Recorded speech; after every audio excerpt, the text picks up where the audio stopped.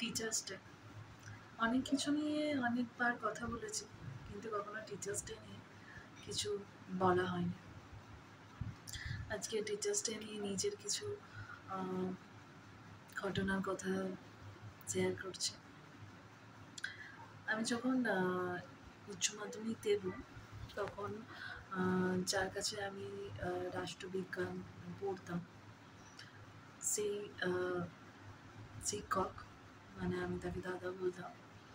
তো সেই শিক্ষক উচ্চ মাধ্যমিক পরীক্ষার ঠিক 3 মাস আগে আমাকে একটা কথা বলেছিল।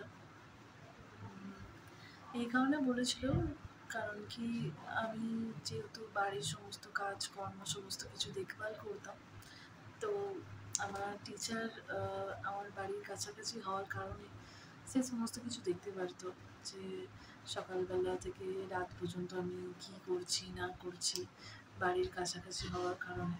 তো সকালবেলা উঠেই যখন সম্ভবত 8-5 জন ছেলে মেয়ে পড়াশোনা করে, তখন আমি ঠিক বাড়ির কাজকর্ম করতে শুরু করতাম। তো এগুলো সে নিত্যদিন ধরে লক্ষ্য করতো। তো একদিন আমাকে যখন দেখছিল যে আমি বাড়ির কাজ করছি সকালবেলায়, তো সে বাড়ির সামনে দিয়ে বেরাচ্ছিল। তো দেখে আমাকে বলেছিল যে এই যে তুই এরকম কাজকর্ম করছিস, পড়াশোনাটা করছিস না, দেখবি এই এর কারণে তুই ফেল করবি। আর তোর কারণে তোর যে মা এত গর্ব করে, দেখবি তোর কারণে তোর মায়ের মুখে চুনকালি পড়বে। তো এরকম কথা শোনার পরে আমি খুব ডিপ্রেসড হয়ে গেছিলাম। আর একটু ছোটো ছিলাম, তো কথাটা একদম নিতে পারিনি। এতটা খারাপ লেগেছিলো, এতটা আঘাত লেগেছিলো যে আমি মানে প্রত্যেক দিন ঘুমাতে পারতাম না। তারপরে ওই যে 3টে মাস বাকি ছিল, সেই 3টে মাস আমি ঘুমাতে পারতাম না ভালো করে। মানে আমি খালি কাঁদতে থাকতাম, যেতেই আমি রাত জেগে জেগে পড়তাম। মানে আমি ঘুমাতেই চাইতাম না। আমি দিনের বেলাতেও পড়তাম, আমি রাতের বেলাতেও পড়তাম, অনেক রাত পর্যন্ত জেগে পড়তাম, তারপরে আবার দিনের বেলাতে পড়তাম, এরকম করতাম। তারপরে পড়তাম আর কাঁদতাম, কাঁদতে কাঁদতে পড়তাম। এমনকি কথাটা আমার এত মনে পড়তো যে আমি খাবার খেতে খেতেও মানে চোখে জল ফেলাতে ফেলাতে খেতাম। তো প্রচণ্ড খারাপ লেগেছিল। ওই কথাটা আমি বহু বছর মানে ভুলতেই পারিনি। তারপরে কবে 5-6টা বছর পেরিয়ে গেছে, উচ্চ মাধ্যমিক দিয়ে আসছে, তখনও পর্যন্ত মানে কিছুদিন আগে পর্যন্ত কথাটা আমার কানে খুব বাজতো, আমার খুব খারাপ লাগতো, তার প্রতি খুব রাগ হতো। তো আমার মা বলেছিল যে তুই এতটা মানে সব কিছু ম্যানেজ করে পড়াশোনা করছিস, যদি ভালো রেজাল্ট করিস, যদি ভালো নাম্বার হয়, তাহলে আমার তোর যতগুলো টিচার আছে সব কটা টিচারকে কিছু গিফট দেবো বা মিষ্টি দেবো, এরকম।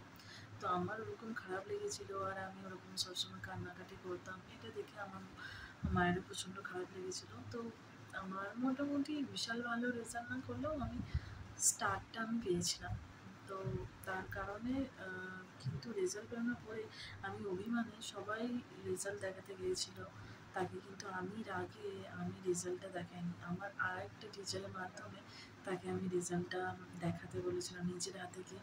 রেজাল্ট তো আমি দেখাতে যাইনি, আর তার সাথে আমি মিষ্টি খাওয়াতে যাওয়া তো দূরের থাক, তারপর রাগ করে কখনো আমি কথাই বলি না বা বলিনি।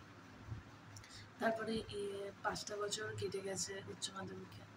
এখন সেই কথাটা আমি যুক্তি দিয়ে বোঝার চেষ্টা করি যে আমাকে সেদিন কথাটা বলেছিল বলেই তবেই আমি আজকের দিনটা পেয়েছি, তবেই আজকের দিনটা আমার জীবনে এসেছে। সেদিনকে যদি সেই অপমানটা না করতো, বা আমাকে অপমানটা যদি আমি না শুনতাম, আর আমার যদি খারাপ না লাগতো, তাহলে কি আমার জিতটা মনে চাপতো, যেটা মনে কি আসতো যে না আমাকে পারতেই হবে, আমাকে করতেই হবে, আমাকে যেন তেন প্রকারে আমাকে পাস করতেই হবে, আমাকে ভালো রেজাল্ট করতে হবে, সেটা বোধ হয় এতটা পরিমাণে হতো না যতটা পরিমাণে ওর কথাটা শোনার পরে হয়েছে।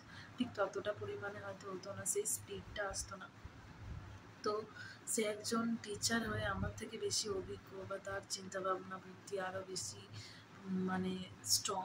সে হয়তো বুঝতে পেরেছিল যে কাকে ঠিক কোন জায়গায় আঘাত দিলে তাকে গড়া যাবে। তাই সে জানে যে আমি আমার অপমান বোধে আমার লাগবে, সেই জন্য সেই অপমানটা জেনে বুঝেই সেই মানুষকেই করেছে যাতে তার আঘাত লাগে এবং যেন সে সেই কাজটা করে দেখাতে পারে। আর হয়তো সে সেটা বুঝে শুনেই করেছিল, জানতো হয়তো যে আমি কেমন, আমার খারাপ লাগবে, খারাপ লাগার জন্যই বলেছিল। আর যাতে খারাপটা লেগে আমি তার উল্টোটা করে দেখাতে পারি, আর তার ইন্টেনশনই বলেছিল। কিন্তু এই কথাটা আমার বুঝতে বুঝতে 5টা বছর কেটে গেল। আমি কখনো এটা বোঝার চেষ্টাই করিনি। আর একটু আরও 5 বছর আগে তো, তখন আর একটু বোধ জ্ঞান কম ছিল, বুদ্ধি কম ছিল, তাই আমি সেই যে কথাটা বলেছি আমার সেটার জন্য তার প্রতি রাগই শুধু 5টা বছর জমেছিল। কিন্তু এখন 5টা বছর বাদে যখন কী কারণে বলেছিল আর সেটার রেজাল্ট কী হয়েছে এটা যখন বুঝতে পারি, তখন মনে হয় যে ভাগ্যিস সেই অপমানটা করেছিল, ভাগ্যিস সেই কথাটা বলেছিল, তাতে আমার ভালো হয়েছে। তাই কিছু অপমান কিছু সময় ভালোর জন্য, কিছু অপমান মানুষকে করে। আর মানুষ বলে না যে এরকম আছে যে কেউ যদি কোনো কিছু অপমান করে বা কথা শোনায়, এক কান দিয়ে ঢোকাবে এক কান দিয়ে বার করবে, কিন্তু আমার সেটা মনে হয় না। এই অপমান মানুষকে করে, এই অপমান কিছুটা হলে আমাকেও করেছে, অনেক কিছু পারতে আমাকে সাহায্য করেছে, যা কিছু হয়তো পারার কথাও ছিল না বা আমি পারতাম না, বাট চেষ্টা করলে পারতাম, কিন্তু সেই চেষ্টাটার ইচ্ছাটা যে তৈরি হবে সেটার জন্য অপমান বোধ লাগে, মনে জিতটার জন্য ও অপমান বোধ লাগে। তাই সব অপমান এরকম গা ছেড়ে ফেলে দিতে নেই, কিছুটা গায়ে নিতে হয়, আর তার জন্য নিজের মনে জেদ আনতে হয় যে হ্যাঁ আমাকে তার উল্টোটা করে দেখাতে হবে, আমাকে সেটা পেরে দেখাতে হবে। তাই সব অপমান খারাপের জন্য নয়। আর আমার তো এটা মনেই হয় না যে অপমান সবসময় এক কান দিয়ে ঢোকাও এক কান দিয়ে বার করো। কারণ কি, তুমি যদি অপমান বোধ তোমার মধ্যে না থাকে, তোমার যদি কোনো অপমান তোমার গায়েই না লাগে, তুমি যদি নির্লজ্জ হও, বেহায়া হও, তাহলে জীবনে তুমি কখনো এগাতে পারবে না, তুমি কখনো সফল হতে পারবে না। তাই একটু হলেও অপমান বোধ থাকা ভালো। আর আমার তো মনে হয় যে চূড়ান্ত অপমান বোধ থাকা ভালো, তাহলে হয়তো জীবনে সফল হয়ে যায়, বা তেমন সফল না হলেও অন্তত নিজের স্বপ্নগুলোকে তো ছোঁয়া যায়। তাই সবসময় যে অপমান করা খারাপ বা অপমান বোধ খারাপ, এটা কিন্তু না। কিছু অপমান ভালোর জন্য, কিছু অপমান মানুষকে করে। তাই আজকে যখন সেই বুঝি যে সেই অপমানের কারণে আমার কতটা ভালো হয়েছে, তখন রাগটা কমে যায়, তার প্রতি সম্মান বোধ আসে, শ্রদ্ধা আসে।